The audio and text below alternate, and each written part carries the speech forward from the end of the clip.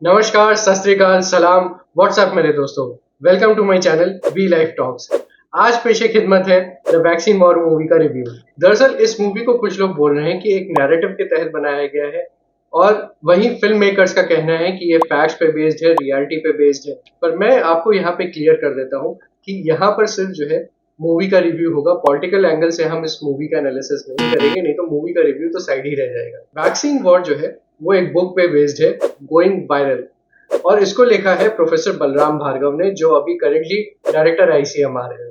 और इसका निर्देशन किया है नेशनल अवार्ड विनर मिस्टर विवेक रंजन अग्निहोत्री ने, जिनकी लास्ट मूवी कश्मीर फाइल्स एक सुपरहिट रही थी। प्रमुख भूमिकाओं में है नाना पाटेकर, राइमा सेन, पल्लवी जोशी और गिरजा ओक। अनुपम खेर जी एक गेस्ट अपीयरेंस में है। अब थोड़ा कहानी की बात कर लेते हैं। कश्मीर फाइल्स की तरह ये मूवी भी सच्ची घटनाओं पर आधारित है और इसमें आप देख पाएंगे कि कोरोना वायरस से लड़ने के लिए हमारे देश के साइंटिस्ट ने वैक्सीन तैयार करने में किन कठिनाइयों का सामना किया और कठिन परिश्रम से कठिन तप करते हुए इस वैक्सीन को तैयार किया। कहानी शुरू होती है Indian council of medical research institute से, जहां director general professor Balram Bhargava यानी कि नाना पाटेकर अपनी टीम मेंबर गिरजा ओक यानी कि डॉक्टर निवेदिता गुप्ता से चाइना में हुए कोविड आउटब्रेक को डिस्कस कर रहे हैं और डब्ल्यूएचओ की मीटिंग में जाने को उनसे कहते हैं। साथ ही कहानी में यह भी दिखाया गया कि कैसे मीडिया का एक घटक जो एक टूलकिट गैंग का हिस्सा है, वो कैसे बड़ी फार्मा कंपनीज के हित के लिए काम करता है और कहीं ना कहीं ये लोग सरकार का विरोध करते करते देश का विरोध करने लगते हैं। आप ये भी देख पाएंगे कि कैसे इस टूलकिट गैंग के पीछे कितनी बड़ी लॉबी काम कर रही है और वहीं से उनकी फंडिंग्स भी आ रही है, और कैसे ये लोग प्लान वे में एक ऐसा नैरेटिव सेट करना चाहते हैं कि भारत में तो वैक्सीन बन ही नहीं सकती, इंडिया कांट डू इट। इस नैरेटिव पे ये लोग जोर देते हैं। साथ में फेक न्यूज और नेगेटिव न्यूज से लोगों के बीच में भ्रम फैलाकर सरकार पर दबाव बनाना चाहते हैं कि विदेशी कंपनियों से भारत के लिए वैक्सीन खरीदी जाए। वापस आते हैं अपने साइंटिस्ट बंधुओं की तरफ, जो कि इंडिया कांट डू इट की जगह इंडिया कैन डू इट का प्रण लेके दिन रात काम करते हैं और पहला कोविड केस आने के बाद युद्ध स्तर पर अपनी तैयारी शुरू कर देते हैं। इसके बाद आईसीएमआर के सामने एक और चैलेंज आता है, ईरान में फंसे 6000 लोगों को वहां से सुरक्षित वापस लाने का। इंडिया से फिर आईसीएमआर की टीम ईरान जाती है, जो वहां पे लैब सेटअप करती है, लोगों के टेस्ट करती है, स्क्रीनिंग होती है और उसके बाद सब कुछ सुरक्षित वापस लाया जाता है। मेरे हिसाब से तो ये अपने आप में बहुत बड़ा इवैक्यूएशन था और आईसीएमआर का इसमें बहुत बड़ा योगदान था। पर यह देख के बड़ा दुख हुआ कि हमारे देश के साइंटिस्ट जब ईरान जा रहे थे और उनका बैगेज कुछ एक्सेस हो गया और जिसकी वजह से 1 लाख का अमाउंट उनको देना था, जो कि उनके पास नहीं था, और इसकी वजह से उनकी फ़्लाइट छूट जाती है। तो कितनी बड़ी विडंबना की बात है। जो हमारे देश के लिए लड़ रहे हैं, जो हमारे लोगों के लिए लड़ रहे हैं, देश के लिए संघर्ष कर रहे हैं, उनके पास बेसिक बजट्स की कितनी कमी है। लेकिन सीखने वाली बात यह है, बहुत बड़ा लाइफ लेसन है कि तब भी वो लोग अपने प्रयास में कोई कमी नहीं छोड़ते, निरंतर प्रयास करते रहते हैं, लगे रहते हैं, हिम्मत नहीं हारते हैं। और शायद इसी वजह से, ऐसे ही हीरोज़ की वजह से हमारा देश प्रगति के पथ पर अग्रसर है। खैर, स्टेप बाय स्टेप आईसीएमआर ने इस वॉर को लड़ा। जैसे वायरस को आइसोलेट करने की जो प्रक्रिया है उसको अंजाम दिया, उसके बाद इंडियन गवर्नमेंट को इंटरनेशनल फ्लाइट्स बंद करने का और साथ में नेशन वाइड लॉकडाउन करने का सजेशन दिया, जिससे वायरस और स्प्रेड ना हो। साथ ही में एनिमल्स ट्रायल्स शुरू हो चुके थे और रैट्स पे, चूहों पे ये प्रक्रिया सफलतापूर्वक की जा चुकी थी।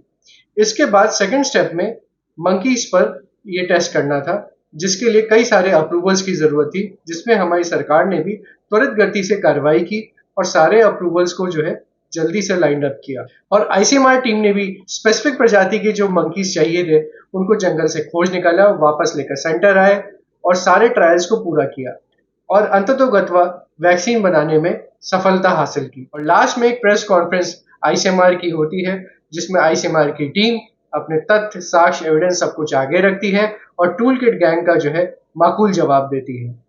और यहाँ पर Nana Patekar India can do it के नारे के साथ अपनी वाणी को विराम देते हैं और लास्ट में आईसीएमआर इंस्टीट्यूट से निकलते समय प्रोफेसर बलराम भार्गव यानी कि नाना पाटेकर अपने बुक की पहली प्रति अपनी सहकर्मी पल्लवी जोशी को देते हैं, जो कि है गोइंग वायरल, जो कि हमने आपको शुरुआत में बताया था ये मूवी इसी बुक पे बेस्ड है।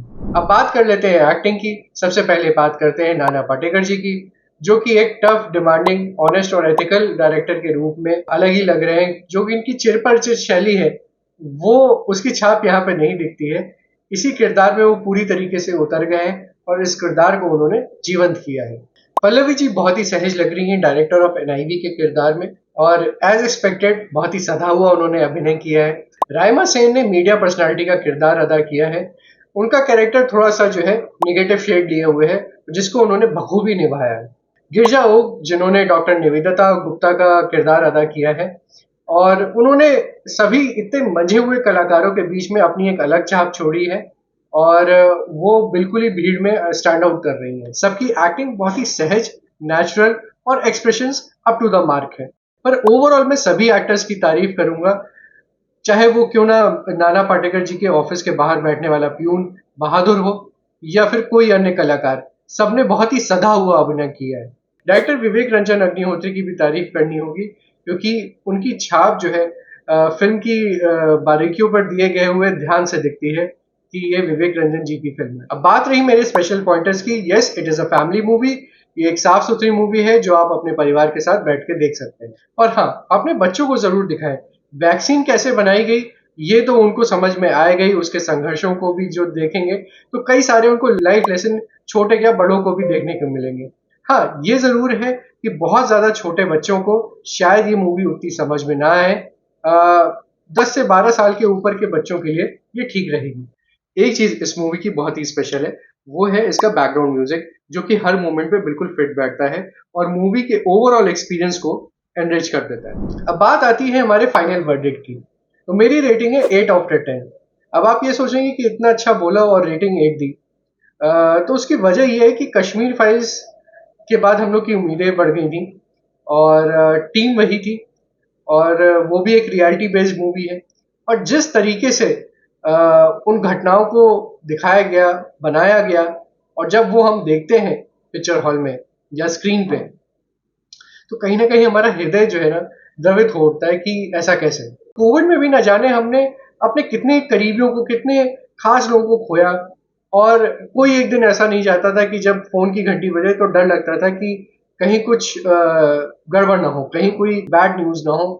तो वो दर्द, वो चाहे आप साइंटिस्ट के नजरिए से भी अगर जो कहीं कहीं दिखाया गया कि उनका संघर्ष है, अपनी फैमिली से दूर रह रहे हैं, एक तरीके से वो तपस्या कर रहे हैं, बगैर खाए पिए लगातार जगते हुए 2-2 3-3 दिन तक काम कर रहे हैं, तो वो जो एक्सप्रेशन है वो बहुत अच्छे हैं, लेकिन वो उस पॉइंट पे नहीं जा पाते हैं जैसे कि कश्मीर फाइल्स में जाते हैं। तो ये कहीं ना कहीं क्रिएटर्स की तरफ से एक मिस था, नहीं तो ये मूवी और भी लाजवाब बन सकती थी। पर फिर भी इतनी कॉम्प्लेक्स और रियलिटी बेस्ड स्टोरी को बहुत ही अच्छे से प्रेजेंट किया गया है। पर अगर आप मास एंटरटेनमेंट की उम्मीद लेके जा रहे हैं इस मूवी से, तो आप निराश होंगे, क्योंकि मूवी के फ्लो में जबरदस्ती ठूसे हुए गाने नहीं मिलेंगे, आपका दिल बहलाने के लिए जबरदस्ती के जो फॉर्मूले लगाए जाते हैं वो नहीं मिलेंगे। पर मेरा ये मानना है कि अगर हमें आगे चल के साफ सुथरा सिनेमा देखना है, अच्छी मूवीज देखनी है, तो इस तरह के कंटेंट पे मूवीज बनाने वालों को हमें सपोर्ट करना चाहिए, और थिएटर में ये मूवी हमें सपरिवार देखनी चाहिए। इसी के साथ मुझे दीजिए इजाजत, 10 विदानियां, मिलते हैं नेक्स्ट व्लॉग में। Please like share and subscribe V life talks. Thank you so much.